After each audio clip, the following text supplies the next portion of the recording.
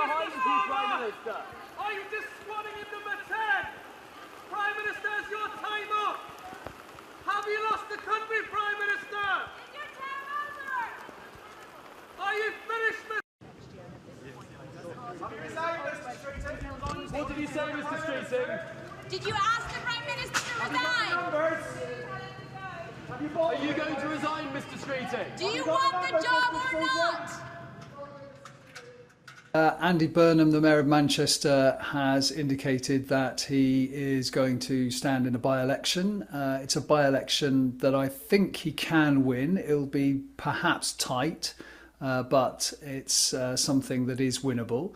I think once he gets into Parliament, it's likely that we will see a leadership contest triggered, and we will see Burnham in there. We will see Wes Streeting, perhaps the Health Secretary who has resigned. We may see Angela Rayner, and there may be some dark horse candidates. The big question, of course, is whether Keir Starmer, the current Prime Minister, will want to stand in that leadership contest. Yeah, congratulations.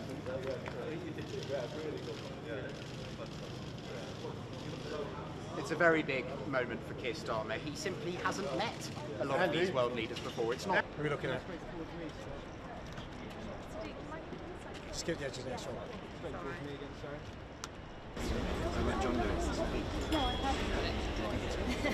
They can't get under there anymore. They can't find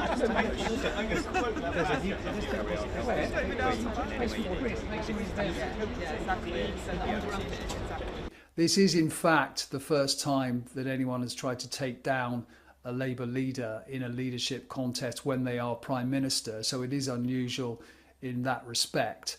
But I think as the two parties have lost support over time to parties on the left and on their right, that means that MPs are even more concerned about keeping their seats at the next election, and therefore if it looks as if that might not happen, they are much more inclined than perhaps they were a few decades ago to try and swap out the Prime Minister for a candidate who might be more successful.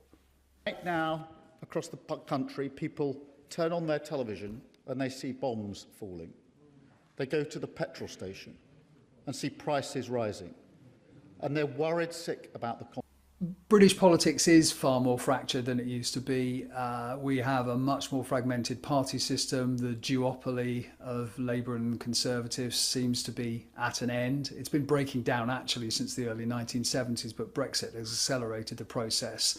So we are now in an era of five-party politics, and indeed in Scotland and Wales, six-party politics. And I can't really see that duopoly coming back. The only caveat is perhaps that the UK is now in an era of two-block politics. So you have a kind of centre-left bloc composed of Labour, the Greens, the Lib Dems to a certain extent, and also the nationalist parties in Scotland and Wales. And on the other hand, you have a right bloc composed of the Conservatives and Reform UK. Now there is jostling within the two blocs to see who comes out as top dog within the bloc. But broadly speaking, you could argue that in some ways we have two-party politics in all but name. It's just been replaced by two blocks. That's rather more complicated, but it's perhaps underlyingly a little bit more simple than people perhaps appreciate.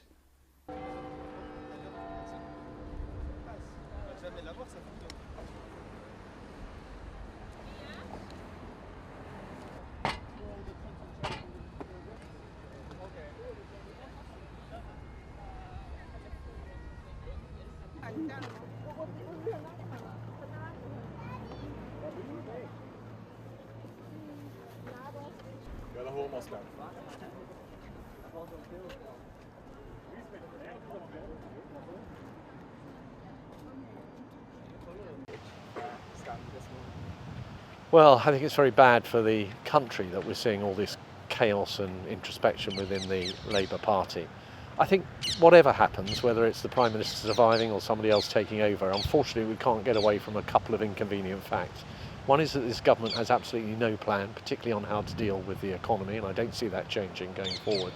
And the second thing is that we've seen complete disarray amongst Labour backbenchers and a party in Parliament that's incapable of taking the kind of tough decisions like getting on top of the welfare bill, getting people back to work that are required if we're to get into a better place. We might be seeing a leadership challenge soon.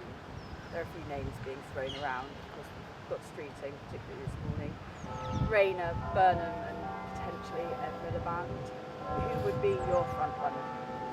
Well, these are matters for the Labour Party internally, but what we can't get away from is we're in a period of absolute chaos when our country is facing into some of the biggest challenges that it's faced in many years, a war in the Middle East, spiking oil prices, inflationary pressures, and yet we've got all of this noises off going on in government. And we really need to get this settled down now, and it's down to the Prime Minister to try and do that. But at the moment, he's shown himself as somebody who's really weak and no backbone and no authority, I'm afraid. And I just want to say a little bit as well about my own constituency in Manchester Central. I've worked really closely with Andy Burnham, and I'm going to just say something about Andy in a minute. We had some real challenges over recent years with proposed cuts to fire services in Manchester, and we stopped those, and Andy has done, I think, a really good job in Greater Manchester at making sure that we invest in our fire stations and our fire services, because there is an evolving threat which you are all at the forefront of, whether that's building safety, whether that's terrorism, whether that's wildfires growing as a threat as well in my region. And I'm really proud of that work that I've done with Andy in Greater Manchester. And can I just say on Andy Burnham, because I know he's someone that you are keen on, rightly so in my view. Look, the election results that we had recently in the Labour Party were very difficult and painful. And the aftermath hasn't been all that edifying either. We could have further to fall as a party, and we absolutely need to come back together as one team, because we've got to take the fight to Farage. We are at real risk of Nigel Farage walking up Downing Street in a few years' time, and we can't let that happen. But we've got to do our politics differently. We've got to end the factionalism. We've got to embrace all the different traditions of the Labour Party, all the different voices, and bring one team back together.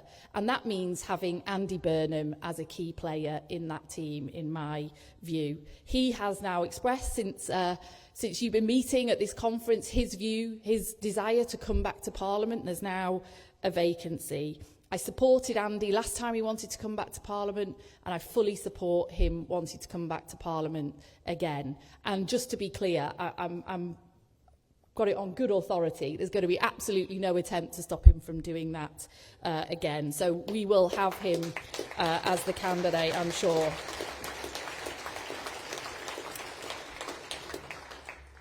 And I've just been asked, actually, in the last 24 hours, to be the political lead for that by-election. So that means the sort of politician involved. So I'm really going to ask you, especially those of you in Greater Manchester and nearby, this is going to be a tough by-election for us to win against reform.